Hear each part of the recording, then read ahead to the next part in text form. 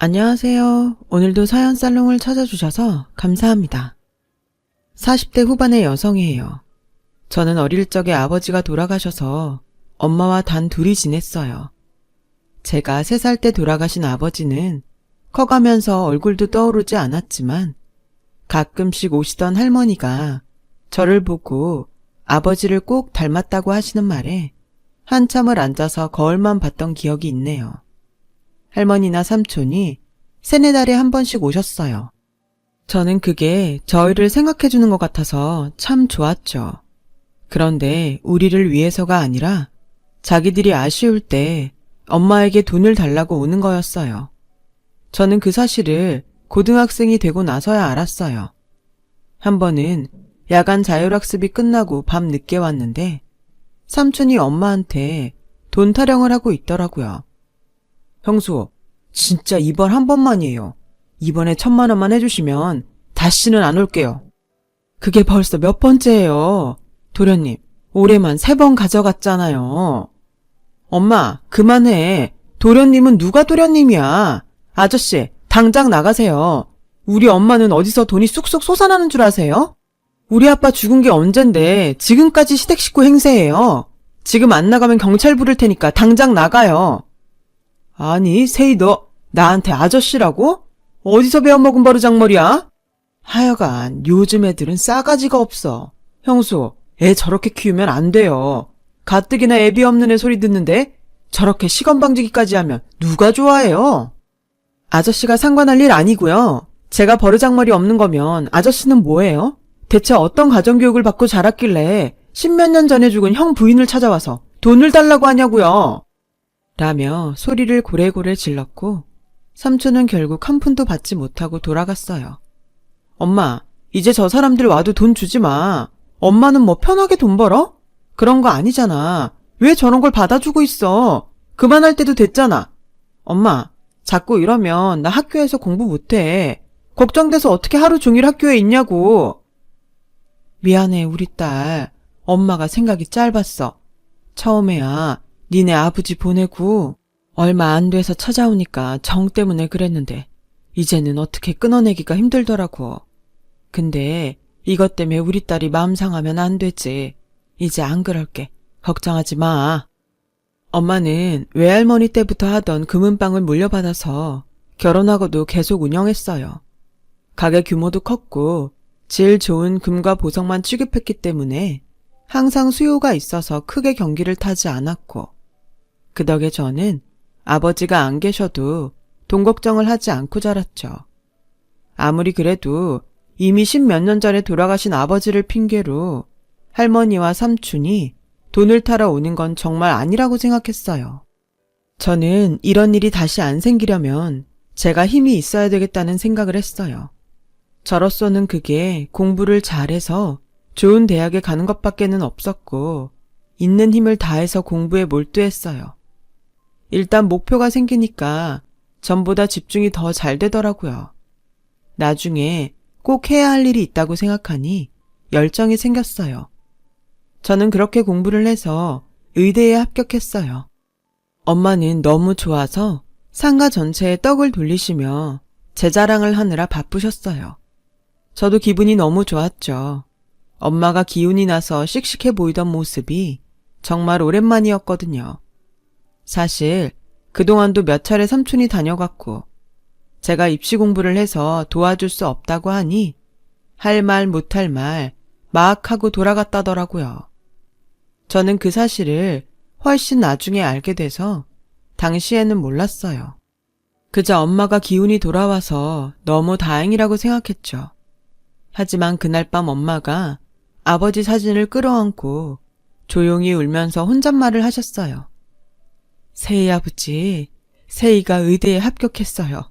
그것도 아주 좋은 대학이에요. 그동안 사실 도련님이랑 어머니 때문에 서럽고 속상할 때 많았는데 세희가 그 한을 다 풀어주는 것 같아요. 이렇게 이쁘고 똑똑한 딸 남겨줘서 고마워요. 저는 제 방에 가서 이불을 뒤집어 쓰고 소리 죽여 눈물을 흘렸어요. 무슨 수를 써서라도 엄마를 할머니와 삼촌한테서 지켜야겠다고 굳게 마음을 먹었어요. 그런데 너무 신기하게도 제가 대학을 입학하고 얼마 안 돼서 할머니가 갑자기 돌아가셨고 몇 개월 안 돼서 삼촌도 돌아가셨어요. 이게 다 엄마 고생 그만하라고 하늘에서 데려갔구나 하는 생각이 들 정도였거든요. 그 후로 저는 마음껏 공부에만 집중을 할 수 있었어요. 의대는 예과 때 놀지 않으면 못 논다며 미팅, 소개팅에 열중하는 친구들도 많았지만 저는 그렇게 못하겠더라고요. 엄마한테만 제 등록금이나 용돈 짐을 지우고 싶지 않았거든요. 저는 그 덕에 본과 4학년에 국가의사고시에 좋은 성적을 받았어요. 레지던트 때는 신경외과를 선택했고요. 다들 저한테 성적도 좋으니 성형외과나 피부과를 가라고 했지만 아버지가 뇌종양으로 세상을 떠나셨기 때문에 뇌병변을 치료하고 싶었어요. 물론 힘들고 어렵긴 했지만 아버지처럼 아픈 환자들을 나을 수 있게 해주고 싶다는 염원이 컸어요. 병원에서 밤을 새는 게 일상일 레지던트를 끝내고 나니 저한테 선자리가 들어오더라고요. 그럴 생각 없다는 저한테 엄마는 한 번만 나가보라고 하셨어요. 사실 그동안 너 선보라고 여기저기서 엄청 들어왔었는데 네 공부 방해하고 싶지 않아서 다 거절했었어. 그래도 이번엔 네가 나가봤으면 좋겠네. 우리 상가 2층 아줌마가 소개했는데 정말 괜찮은 자리라 다른 사람한테 주기 아깝다니까 나가봐. 공부만 하느라 연애도 제대로 못 해본 제가 엄마 눈에 너무 안쓰러워 보였던 것 같아요. 저는 엄마 말대로 선을 보러 나갔어요. 남자는 7급 공무원, 일반 행정직이라고 했어요. 호감형은 아니었지만 평범하고 성격도 모나지 않은 것 같더라고요. 남자는 저에게 다음에도 만나자고 했어요. 세희 씨는 어떨지 모르지만 저는 처음 보고서 이 사람이다 하는 마음이 있었거든요. 부담 주려고 하는 말은 아니고 제가 만나자고 하는 게 그냥 가벼운 생각이 아니라는 뜻이에요. 무슨 말씀인지 잘 알겠어요. 그래도 생각할 시간을 조금만 주세요. 감사해요. 라고 말은 했지만 마음속에 왠지 깨름직한 느낌이 남아 있었어요. 솔직히 제가 한 번에 보고 반할 정도의 외모도 아니고 그런 말을 들을 정도로 꾸미고 나간 것도 아니었거든요. 괜히 경계심이 생겨서 혹시 내 직업 때문에 저러는 건 아닐까? 그런 마음도 들었어요. 하지만 남자는 선을 넘지 않으면서 다정하게 연락을 해주었고 그런 모습이 괜찮아 보여서 만나보기로 했어요. 결혼까지 생각을 했던 건 아니었어요. 3개월쯤 지나고 나서는 남자는 저한테 결혼을 전제로 만나자고 하더라고요. 처음에도 말했지만 저는 세희 씨 봤을 때부터 마음에 뒀어요. 그러니까 세희 씨도 결혼을 생각해줬으면 좋겠어요. 라는데 솔직히 부담이 되더라고요. 그래도 이렇게 나를 좋아해주는 사람을 또 만날 수 있을까 싶은 마음에 다음 주까지 다시 연락을 주겠다고 했어요. 그랬더니 한 주 동안 그 사람이 저한테 연락을 안 하더라고요. 아침 저녁으로 하루 잘 지내라고 하거나 오늘도 수고했다는 그런 연락이 안 오니 허전하기도 하고 쓸쓸했어요. 5일째 되던 날 전화를 해서 남자 뜻대로 하겠다고 했어요. 남자는 너무 좋아하더라고요. 세희 씨 정말 고생 안 시키고 나중에 개원하게 되면 제가 뒷바라지도 다 할게요. 정말 후회 안 하게 잘할게요. 뒷바라지라뇨. 서로가 서로에게 힘이 되어주는 거죠. 그래도 그렇게 말해줘서 고마워요. 저도 잘할게요. 저와 남자는 각자 집에 결혼 얘기를 알렸고 양쪽 집에서는 별다른 반대가 없어서 일도 잘 진행됐어요. 제가 남자 집에 갔을 때 남자 어머니와 여동생 인상도 좋았죠.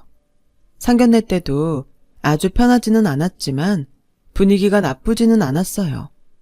상견례라는 게 편한 자리는 아니니 그럴 수 있다고 생각했거든요.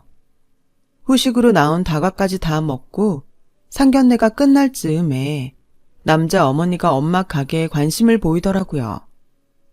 사부인 가게가 땡땡 상가에 있는 거 맞죠? 거기 1층에서 제일 큰 가게가 사부인 거라던데 정말이에요? 네, 맞아요. 저희 어머니 때부터 하던 가게라 자리를 잡아서 규모가 좀 있어요. 아유, 그래서 이렇게 따님을 아버지 없이도 때묻지 않게 잘 키우셨나 보네. 돈이 있으니까 홀어머니여도 주변에서 업신여기지도 않았겠어요. 라는데 엄마도 저도 좀 당황했어요. 그래서 제가 뭐라고 말하려는데 엄마가 얼른 나서서 우리 세희 예쁘게 봐주셔서 감사해요. 부족한 점이 있더라도 잘 봐주시고 넉넉한 마음으로 지도해 주세요. 라고 하셨어요. 집에 돌아온 후에 제가 속상해서 왜 그렇게 말했냐고 했죠. 그럼 그 자리에서 싸우니? 어쩌겠어. 사부인 그릇이 그 정도인가 보다 해야지. 2층 아줌마 말로는 경우가 없는 사람은 아닐 거라는데 아무 생각 없이 그런 말 했을 수도 있고 좋은 자리에서 화내는 거 아니야. 라며 저를 다독이셨어요. 그러면서 마음 넓은 사람이 더 다정해야 한다고 하셨고요. 그거야 저도 머리로는 알지만 감정적으로는 잘 되지 않더라고요. 남자도 저를 만나서 그 일에 대해서는 아무 말도 하지 않길래 정말 그냥 생각 없이 말했구나 싶더라고요. 근데 시간이 지나면 지날수록 저런 말을 아무 생각 없이 하면 안 되는 거 아닌가? 그런 마음이 들기 시작했어요. 남자 어머니가 예단으로 요구한 것들이 다 너무 비싼 명품에 값 나가는 거라서 이 결혼을 꼭 해야 하는지 망설여졌어요. 남자에게도 조심스럽게 예단이 다 너무 비싼 것들 뿐이라고 했죠. 나도 아는데 엄마가 꼭 원하시는 것 같아. 그리고 주변에서도 그러더라. 결혼할 때 명품 마련하지 살면서 언제 하냐고. 원래 결혼식에는 돈 팍팍 쓰는 거래. 라는데 그 돈을 저희 집에서만 써야 된다는 게 문제였어요. 제 마음은 전혀 모르고 그저 들떠서 신혼여행지는 생각했냐, 아파트는 어디쯤에 얻을 생각이냐, 그런 말만 하더라고요. 그런 남자에게 점점 회의를 느끼기 시작했고요. 안 좋은 마음으로 집에 왔는데 엄마가 방에서 누구랑 전화 통화를 하시더라고요. 아니, 내가 자기 말을 못 믿는 건 아니야. 근데 그래도 이건 너무하잖아. 다짜고짜 찾아와서 제일 비싼 걸로 몇 가지를 가져갔나 몰라. 나 몰래 가져간 것도 있어. 그래, 알았어. 자기 탓하는 거 아니야. 그냥 그 사람들에 대해 내가 알아야 될 게 있으면 얘기해줘. 그래? 정확히는 몰라도 이게 남자 어머니 얘기라는 건 직감적으로 알겠더라고요. 저는 다음날 남자를 만나서 단도직입적으로 물어봤어요. 혹시 성철 씨, 어머니 우리 엄마 가게에 다녀가셨어? 그냥 좀 확인하고 싶은 게 있어서 물어보는 거야. 아, 어제 낮에 다녀오셨대. 우리 성은이 소개팅하러 나가는데 아무렇게나 해서 내보내기 싫다고. 근데 장모님이 진짜 최고급으로만 골라주셨다던데? 그건 그렇고 우리 아파트 전세 계약 땡땡동으로 할 거지? 나 거기에서 살 거라고 우리 부서 사람들한테 다 얘기했는데. 아니 고작 소개팅을 나가는데 최고급으로 꾸미고 나가야 돼? 너무 오버한다 진짜. 그리고 그거 아무래도 성철씨 어머니가 그냥 마음대로 가져가신 것 같은데 그건 아니지. 성철씨가 어머니한테 그건 실수하신 것 같다고 말씀드려. 아파트 얘기도 나와서 말인데 전세금 반반씩 해. 아니면 나 못해. 그러자 남자 인상이 확 굳더라고요. 원래 집은 남자가 하는 건데 너네 보고 하라고 해서 기분 나쁜 거야? 내가 공무원 합격한 지 얼마 안 돼서 돈이 부족하다고 양해 구한 거고 다 끝난 거 아니야? 처음에는 그럴 수도 있다고 생각했는데 아무리 생각해도 아닌 것 같아서 집을 남자 보고 다 하라는 것도 난 부당하다고 생각해. 어차피 같이 살 집이잖아. 그러면 반반씩 하는 게 맞는 것 같아. 전세자금 반도 못 될 정도로 돈이 부족한 건 아니잖아. 성철 씨가 신혼여행으로 가자고 하는 곳들 엄청 돈 드는 데야. 거기 다 포기하고 예단에 들어갈 거 조금 포기하면 전세자금 보탤 수 있지 않아? 그렇게 하자. 라며 강하게 밀어붙였어요. 남자는 인상을 박박 쓰며 생각해보겠다고 하더군요. 그런데 다음날 남자 어머니가 병원으로 절 찾아왔더라고요. 아파트 전셋값 반반하자고 했다며? 전에도 얘기했는데 우리 성철이가 공무원 합격하고 일한 게 1년이 아직 안 됐어. 그래서 너네 쪽에서 하기로 했잖아. 이제 와서 말을 바꾸면 어떡해? 저도 성철 씨가 정말 돈이 없으니까 그러나 보다 했는데요. 신혼여행지도 그렇고 예단도 그렇고 너무 비싼 것만 찾잖아요.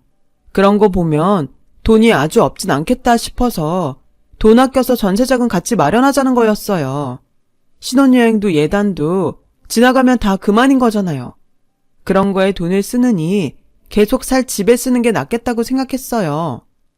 그건 네가 여자니까 신혼여행이나 예물 좋은 걸로 쓰고 싶겠다 하는 마음에서 우리 성철이가 특별히 신경 쓴 거야. 아니 너는 어쩌면 그렇게 평범하질 못하니? 보통은 신혼여행 특별한 데 가고 예물 좋은 거 받고 싶은 게 여자 아니야?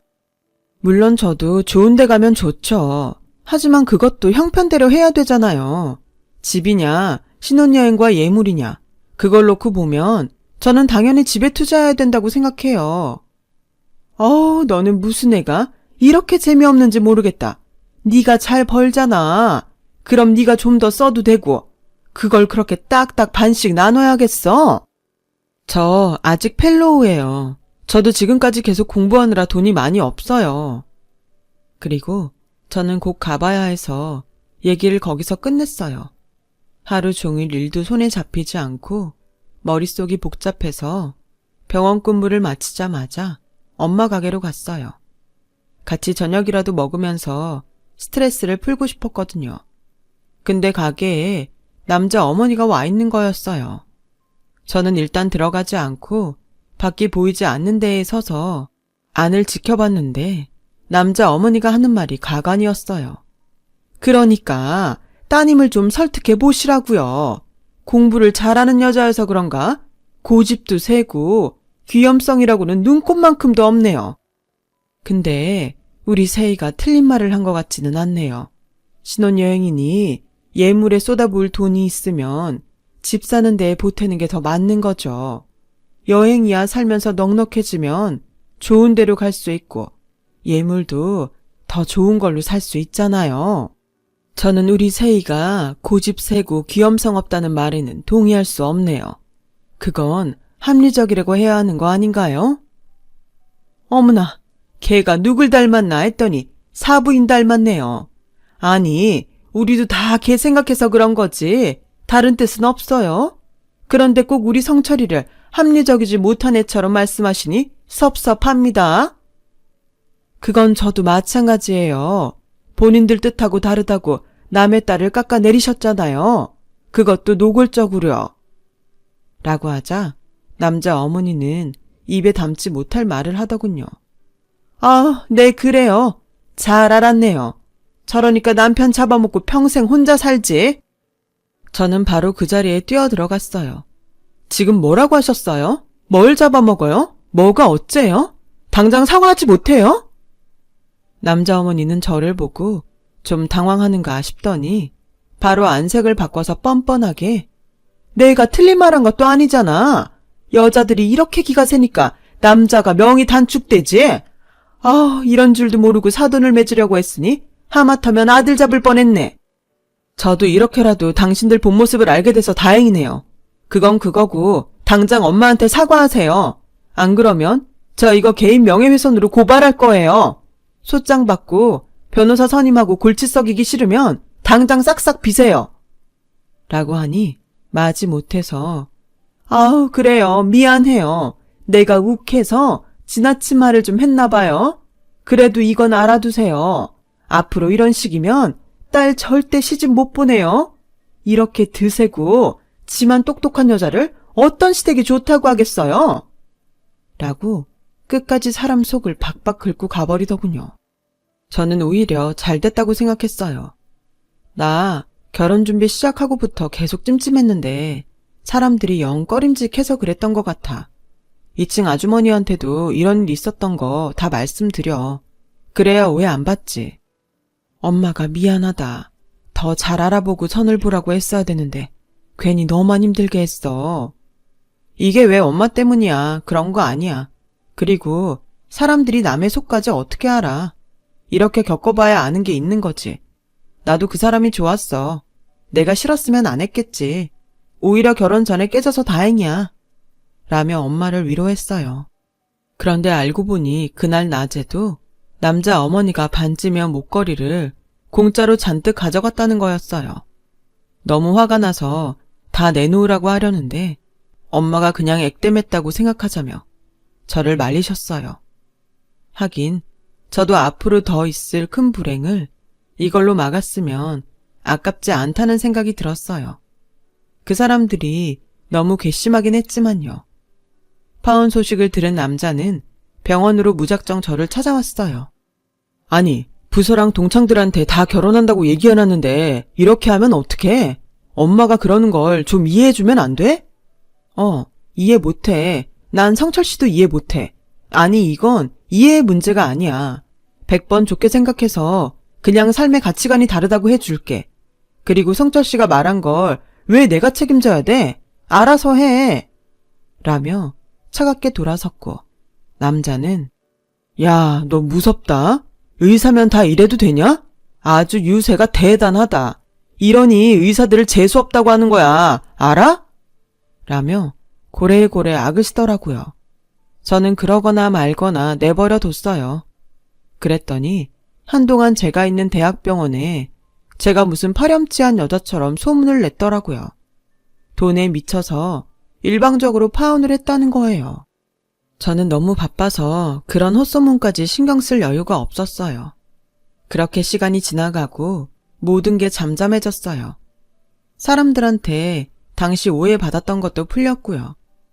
시간이 해결해 주는 것도 있더라고요.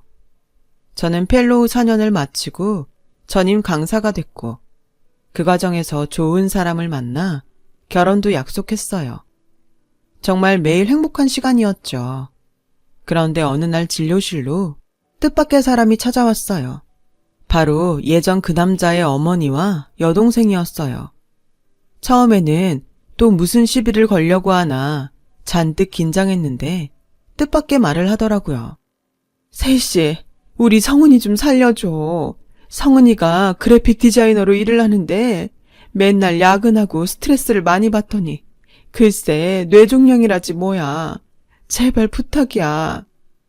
저는 너무 놀라서 뭐라고 말을 해야 좋을지 몰랐어요. 그러자 남자 어머니는 바닥에 무릎을 꿇는 거였어요. 제발 이렇게 부탁드려요. 우리 딸 이렇게 되고 나니 생각나는 사람이 선생님밖에 없었어요. 다들 의사라지만 누굴 믿겠어요. 제발 우리 딸 좀 살려주세요. 선생님, 제가 다 잘못했어요. 일어나세요. 일단 우리 병원에서 필요한 검사들이 있으니까 그거 먼저 하고 다시 얘기하시죠. 라고 하자 여동생도 고맙다고 눈물을 흘리더라고요. 남자 어머니는 제 손을 붙잡고 연신 제발 살려달라고 하는데 정말 마음이 안 좋았어요. 두 사람이 돌아간 뒤에 간호사 한 명이 저 사람들은 아니에요? 선생님 병원에 헛소문 퍼뜨린 거요. 저런 사람들을 어떻게 진료해요? 그냥 다른 병원으로 보내셔도 되잖아요. 나는 의사잖아. 어떤 환자라도 편견 없이 진료해야 맞는 거야. 사람은 살리고 봐야지. 선생님은 참 속도 좋으세요. 라며 저를 딱하다는 듯 쳐다봤지만 저는 진심이었어요. 의사는 아픈 환자를 진료해야죠. 검사 결과가 나오고 남자 여동생 진료 날이 됐고 또다시 두 사람이 같이 왔어요. 이 종양은 수술을 해야 되고요. 깊은 부위에 있기 때문에 특수한 틀을 부착해서 하게 될 거예요. 정상 뇌조직 손상을 최대한 줄이기 위해서 레이저 장비를 사용할 거니까 크게 걱정하지 않으셔도 돼요. 수술을 하면 우리 성은이 괜찮아질 수 있는 건가요? 종양을 제거하고 조직 검사를 해야 정확한 건 알 수 있어요. 수술하고 다시 얘기하죠. 라고 하자 남자 어머니는 제 손을 꽉 잡으며 잘 좀 부탁드려요, 선생님. 꼭 좀요. 라며 계속 사정을 했어요. 수술 날에는 남자도 왔더라고요. 그 사람은 제 얼굴을 제대로 보지도 못하고 고개를 딴 데로 돌리고 서 있었어요. 저는 별말 없이 수술실로 들어갔고 남자 어머니는 끝까지 제 뒤에서 고개를 숙이며 잘 부탁한다고 했어요. 오랜 시간 끝에 수술을 마쳤고 다행히 깔끔하게 제거됐어요. 나중에 크게 문제가 될 것도 보이지 않았고요. 한동안 약물 치료를 받아야 했지만 경과가 좋았어요.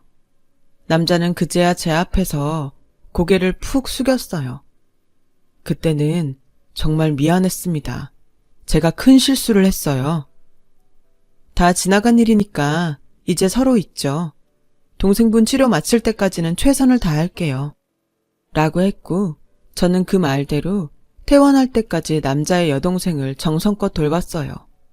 여동생이 퇴원을 하고 얼마 지나지 않아 남자가 찾아왔어요. 이렇게 다시 만난 것도 우리가 인연이기 때문이라는 생각이 들어요. 저 아직 결혼 안 했어요. 선생님도 안 하셨다고 들었는데 저희 다시 시작했으면 좋겠어요. 아니요. 저는 그럴 생각 전혀 없어요. 동생분을 치료한 건 제가 의사니까 당연히 해야 할 일을 한 거고요. 한번 어긋난 결혼인데 다시 잘 될 수 있겠어요? 저는 그렇게 생각하지 않아요. 저 결혼할 사람 있어요. 성철 씨도 좋은 사람 만나서 행복하게 사세요. 라고 하자 남자는 체념한 표정으로 돌아갔어요. 그 후 남자 어머니는 자기가 가져갔던 보석값을 엄마에게 보냈더라고요. 그렇게라도 갖고 싶다면서요. 그나마 양심이 있었구나 하는 마음이 들었어요. 남자 여동생 치료가 끝난 후엔 연락도 끊겨서 지금 그 집이 어떻게 사는지는 들은 게 없어요. 저는 그 일이 있고 몇 달 후 결혼을 했고요. 지금은 아들, 딸 낳고 평안한 하루하루를 보내고 있답니다. 엄마도 아직 정정하시고요. 살다 보니까 정말 뜻하지 않은 인연도 마주하게 되고 그 인연이 좋지 않은 방향으로 흐를 때도 있더군요. 그럴 땐 정말 내가 어떻게 살아왔는지가 중요해지는 것 같더군요. 저는 저의 이런 평범한 생활들에 매일 감사하며 잘 지내고 있어요. 지금의 이런 생활들을 끝까지 지켜가기 위해 오늘도 열심히 살아보려 합니다.